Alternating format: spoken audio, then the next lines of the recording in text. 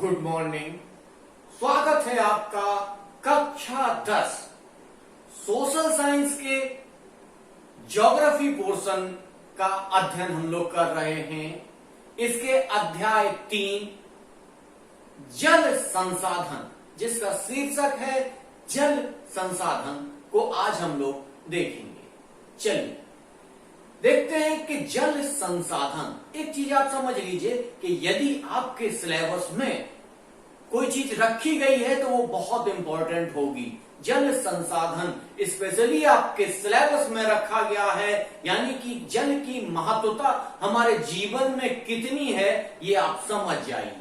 जल के बिना सारा का सारा समाज एकदम सूना हो जाता है। बगैर जल के जीवन की कल्पना नहीं की जा सकती है। मंगल ग्रह पर या अन्य जगहों पर जब हम जीवन की कल्पना के बारे में सोचते हैं तो सबसे पहले देखा जाता है कि वहां जल है या नहीं है। यदि वहां पर जल नहीं है तो वहां पर जीवन की संभावनाएं नहीं होती हैं। इसीलिए आज का जो टॉपिक है उसका नाम है जल संसाधन, यानी कि जल को किस तरीके से प्रयोग किया जाए या जल किस तरीके से मानव के या सभ्यता के या समाज के लाभ के लिए है, किस तरीके से वो समाज को लाभ पहुंचाता है। इस तरीके से जल संसाधन को आज हम लोग पढ़ेंगे। वैसे तो जल सारे पृथ्वी पर लगभग भरा पड़ा है। लगभग 3/4 हिस्सा पृथ्वी का या धरातल का 3/4 हिस्सा जल से ढका हुआ है, यानी कि लगभग जल ही है। लेकिन इस जल में हमारे उपयोग करने लायक जल कितना है, बाकी जल कहां है, इसको हम लोग देख लेते हैं। कुल जल संसाधन का लगभग 96.5% या 96.5% महासागरों में जल पाया जाता है। ये जल खारा होता है और इसमें कई प्रकार की अशुद्धियां मिली होती हैं। इस जल को हम पी नहीं सकते हैं। इस जल से हम अन्य कार्य नहीं कर सकते हैं, यानी कि मानव के उपयोग के लायक ये जल नहीं होता है। तो मानव के उपयोग के लायक जल कितना है?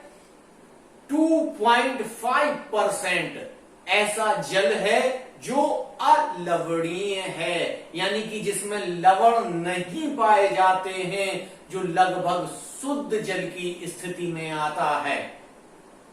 अब हम लोग देख लेते हैं जो ये 2.5% जल है, इसका भी 70% भाग अंटार्कटिका और ग्रीनलैंड तथा पर्वतीय क्षेत्रों में हिम के रूप में या बर्फ के रूप में पाया जाता है। इसका जो 30% भाग है वो भूमिगत जल तथा अन्य जल के रूप में पाया जाता है, जिसका प्रयोग मुख्य रूप से मानव करते हैं। अब आप देख लीजिए कि जल एक ऐसा संसाधन है कि जिसके बिना जीवन की कल्पना ही संभव नहीं होती है। तो इस जल को हम किस तरीके से प्रयोग करते हैं, ये जल हमें कहां से मिलता है, ये जल हमारे प्रयोग के पश्चात कहां चला जाता है, इन सारी स्थितियों को हम लोग देख लेते हैं। जल, यहां आप देख लीजिए, जब हम संसाधन पढ़ रहे हैं तो संसाधन हमने आपको बताए थे कि 2 प्रकार के होते हैं, एक पुनर्नवीकृत, एक अनवीकृत।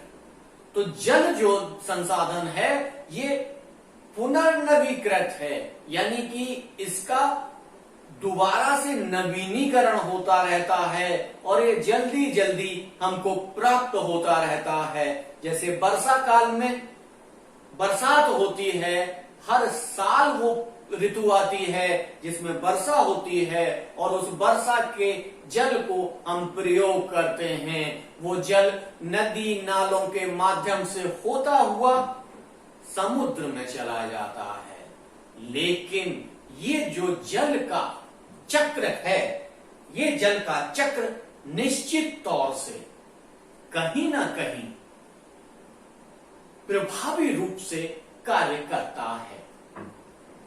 भारत में संपूर्ण विश्व का 4%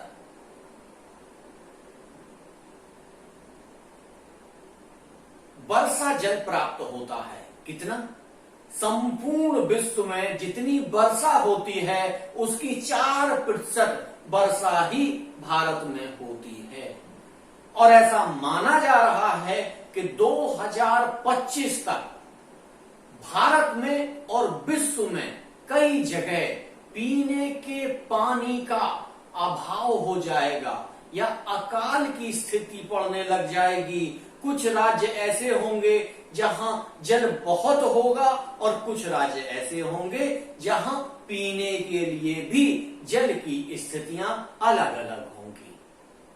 ऐसी स्थितियों को देखते हुए आज हमारे सामने एक समस्या खड़ी हो जाती है कि हम अपने जल को किस तरीके से बचाएं या इस जल संसाधन का किस तरीके से प्रयोग करें कि ये जल हमारे लिए बना रहे और हमारे आने वाली पीढ़ियों के लिए भी ये बना रहे।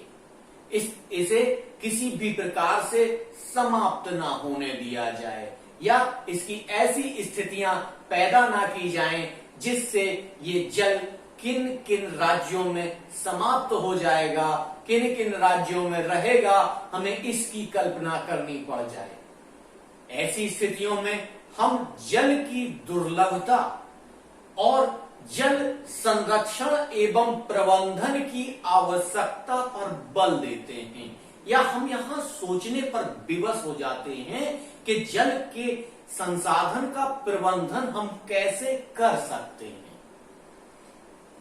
यहां एक उदाहरण बहुत महत्वपूर्ण है कि इजराइल जैसा देश जिसमें मात्र 25 सेंटीमीटर या 25 सेंटीमीटर वर्षा होती है, लेकिन वहां पानी की कमी नहीं होती है।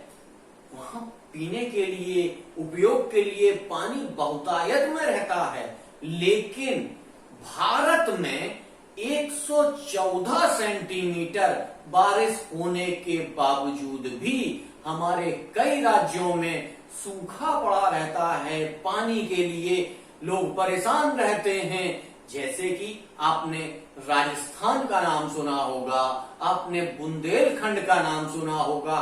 बुंदेलखंड में तो एक कहावत है, वहां की जो लोकल लैंग्वेज है उसमें वो कहते हैं, महिलाएं कहती हैं कि गगरी ना फूटे चाहे खसम मर जाए, यानी कि पति की मौत हो जाए लेकिन ये जो पानी का घड़ा है ये नहीं टूटना चाहिए, क्योंकि ये पानी बच्चों के लिए बहुत इंपॉर्टेंट होता है।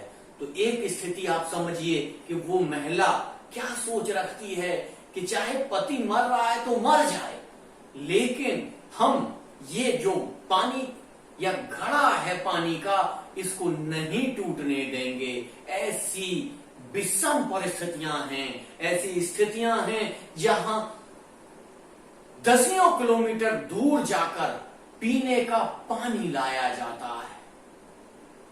ऐसी परिस्थितियों में भारत में जल के प्रबंधन की अत्यधिक आवश्यकता है। यदि जल का प्रबंधन नहीं किया गया तो एक समय ऐसा आएगा जिसमें कि कुछ राज्य जल विहीन हो जाएंगे।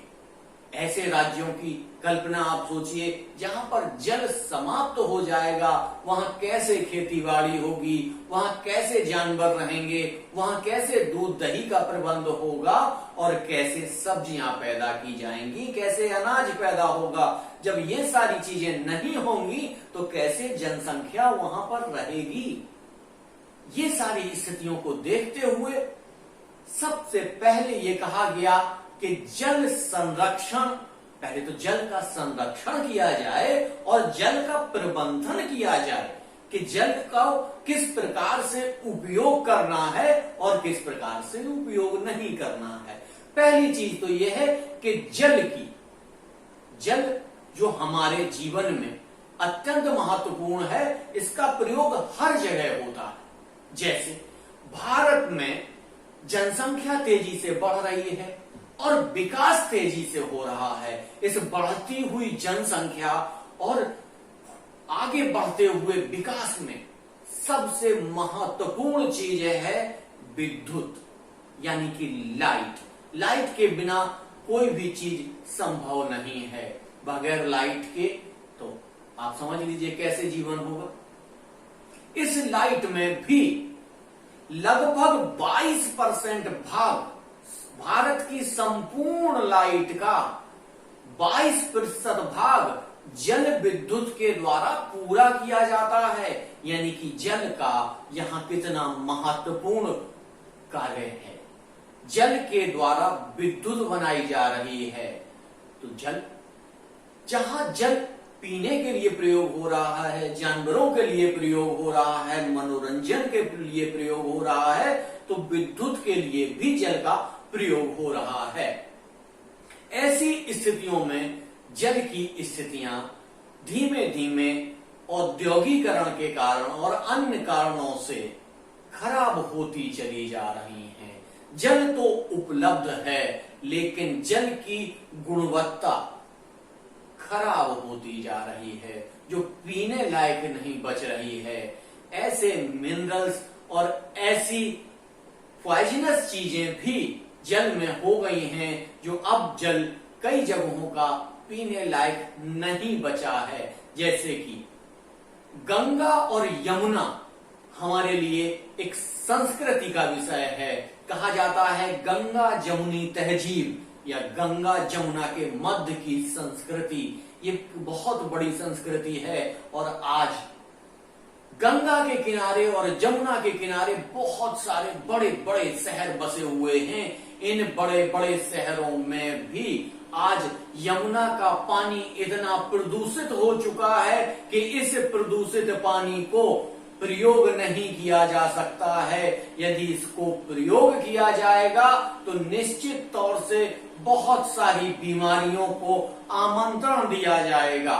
तो यहां आप समझ लीजिए कि जल में जो खराबी आई है वो किन किन कारणों से आई है। इसमें सबसे महत्वपूर्ण है औद्योगिक अपशिष्ट, रासायनिक तथा कीटनाशकों का प्रयोग, कृषि में प्रयुक्त खाद, ऐसी चीजें हैं जिनके माध्यम से ये जल प्रदूषित हो रहा है, हमारा जल संसाधन खराब हो रहा है। इन जल संसाधनों को बचाने के लिए बहुत सारे प्रयास किए जा रहे हैं। जल संसाधन के उपयोग और जल संसाधन को किस प्रकार संरक्षण प्रदान किया जाता है, इस संरक्षण को हम लोग अगले वीडियो में देखेंगे। क्योंकि एक ही वीडियो में अगर सारी चीज समझा देंगे तो ये वीडियो बहुत बड़ा हो जाएगा, इसलिए इसको वीडियो को यहीं तक रखते हैं। हाँ, जिन छात्रों ने हमारा चैनल सब्सक्राइब नहीं किया है वो चैनल सब्सक्राइब कर लें, और यदि हमारा वीडियो, हमारा पढ़ाना आपको पसंद आ रहा है तो इसको अधिक से अधिक लोगों को शेयर करें, लाइक करें और कमेंट के माध्यम से हमारी चीजें हमको बताएं। बहुत सारी चीजें ऐसी हैं जो हम लगातार पढ़ाते जा रहे हैं। इसके पश्चात हम आपको पुनः बहुविकल्पी क्वेश्चन यानी कि ऑब्जेक्टिव टाइप क्वेश्चन और शॉर्ट आंसर और लॉन्ग आंसर टाइप के क्वेश्चन भी करवाएंगे। आज यहीं तक, कल अगले सेशन में पुनः उपस्थित होंगे। धन्यवाद।